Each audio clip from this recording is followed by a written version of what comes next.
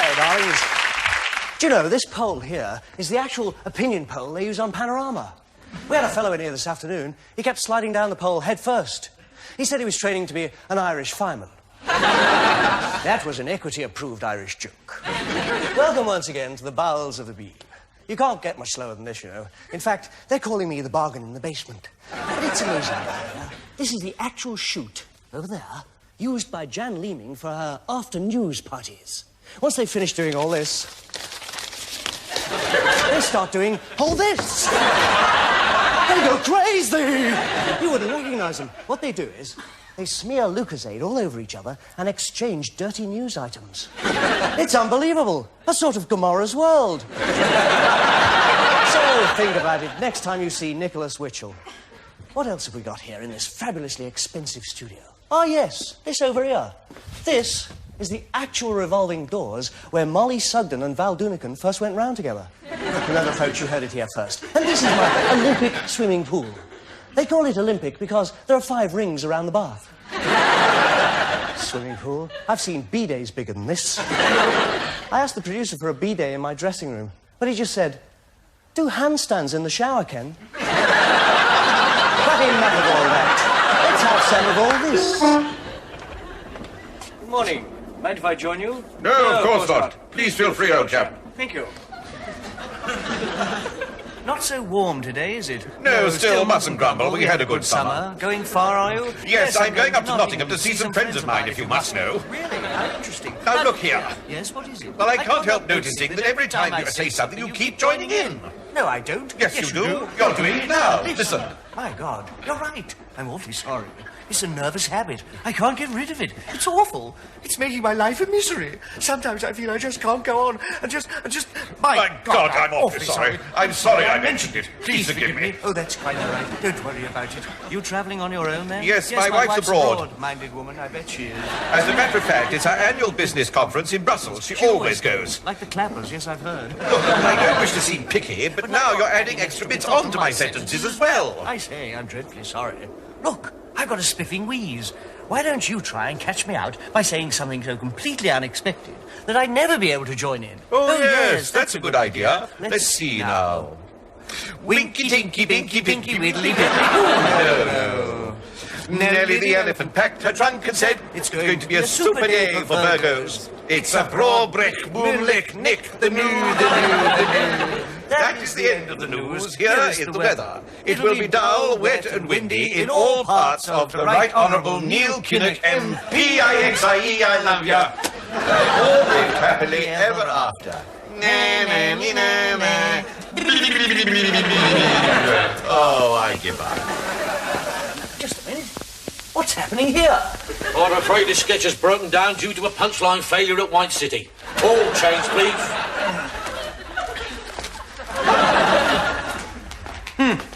British Rail sketches. Typical.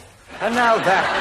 What a week this is for all of you born under Taurus the Bull. You can come out now. At last, all your carefully laid plans will come to fruition, and you will finally achieve your lifelong ambition to become a Nolan sister. Family news will come as a big surprise. You'll discover that your brother is really your granny, and your sister is an airing cupboard. So you won't have to change those knickers at Marks and Spencer's after all.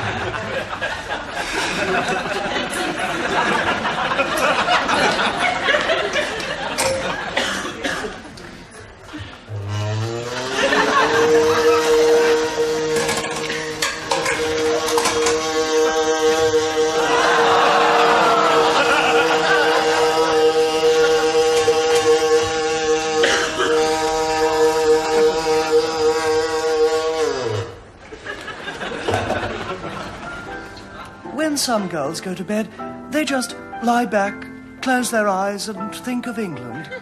When I'm taken to bed, I just lie back, close my eyes and think of Britain, and ask myself, whatever happened to Leon?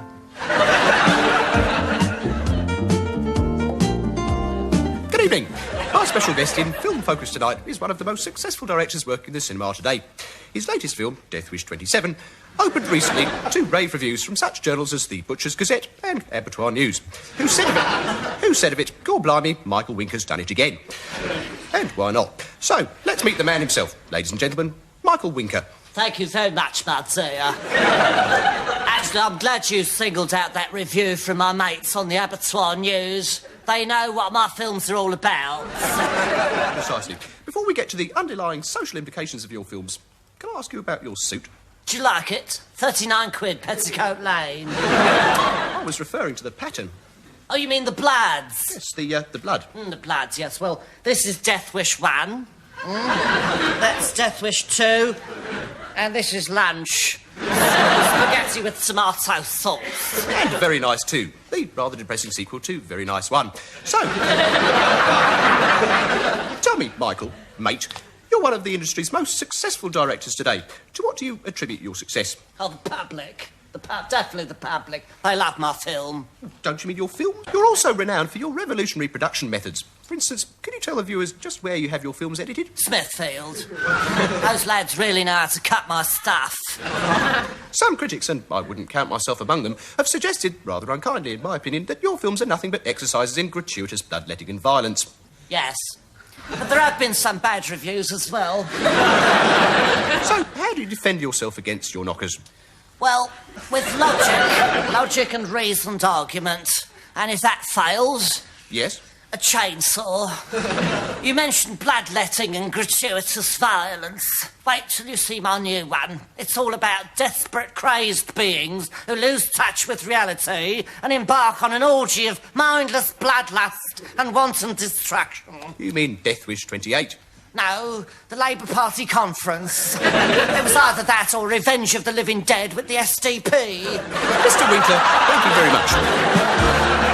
Hello, chums. This is my favourite bit of the show, when I relax and just chat to you, man to man. And that includes you, Sybil. It's an oasis of calm in the midst of this wacky, frenzied, but deeply lovable show. It's when I read out one or two of your letters. It's what we call points of view. So, let's have a look at this week's mail.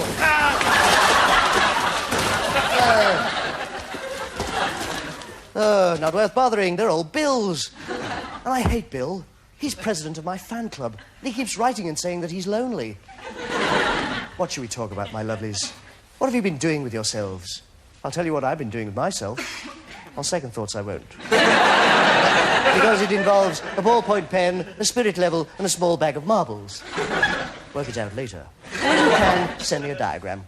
But the other thing I've been doing this week is working very hard on my hotshot, jet-set, megastar, hyper-personality lifestyle. Because, to a lot of people, I'm a role model. One lady wrote to me only yesterday and said she just made a sausage roll using me as a model. Thank you, Mrs. Nutcase of Cheltenham, and I'll be sending you a photograph of the television centre, personally signed by the centre itself. But I digress. It's serial time. So without any more ado, and let's face it, we've all had too much ado, let's go over to Diddley Manor for this week's nail-biting, nose-picking, toe-tingling, collie-wobbling episode of Bo Diddley of the Legion! Diddley. Bo Diddley of the Legion.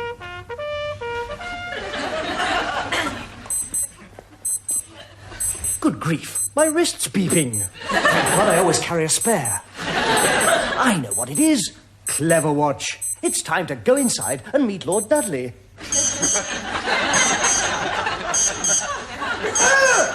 No, quick! I'm being watched! Oh, hello. You're watching me too. Everybody's watching me. Well, not everybody. I suppose ITV have copped for one or two. Where have we got to in the story of Bo Diddley of the Legion? Let's flick through the diary. Wish I hadn't seen that. The hormones are about to do a breakdance.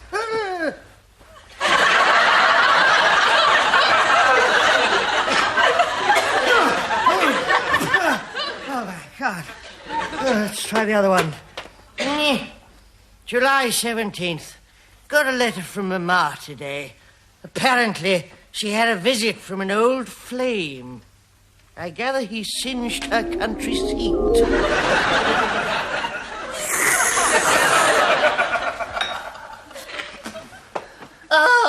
Mellors, what is it? Madam, there's a Frenchman without. Mellors, there's no such thing as a Frenchman without. Does he have a name? Flexion, madam. Oh, it can't be. It is.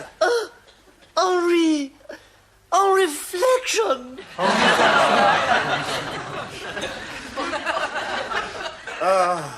It has been so long. Where was it?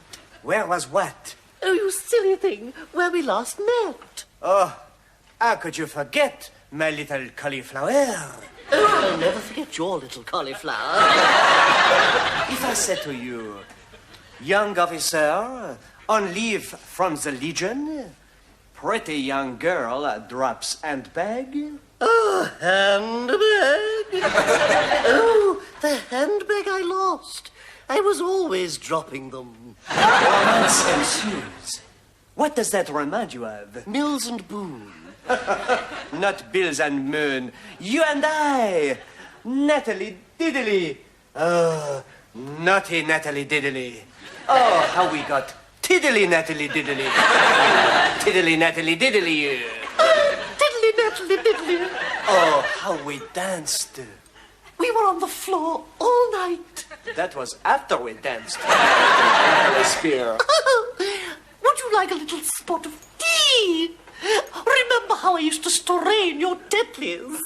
Oh, the agony and the ecstasy. Such happy memories. Oh, Henri, you're still so elegant. But then, you always dressed nattily. Au contraire, I always undressed Natalie. Oh, you nutty foghorn. But enough of this pillow talk. I have news of Dudley, Edley, and Readily, Natalie. Don't tell me you've seen them. All right, I won't. I haven't seen them, but I heard about them and the diamond. Oh, my poor boys. I wonder what they're doing now.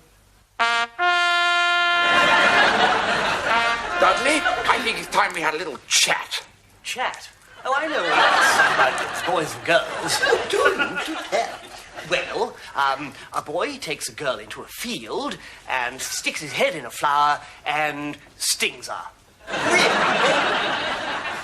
Well, no, not actually, really. But, it's a lot nicer than all that awful stuff we were told in prep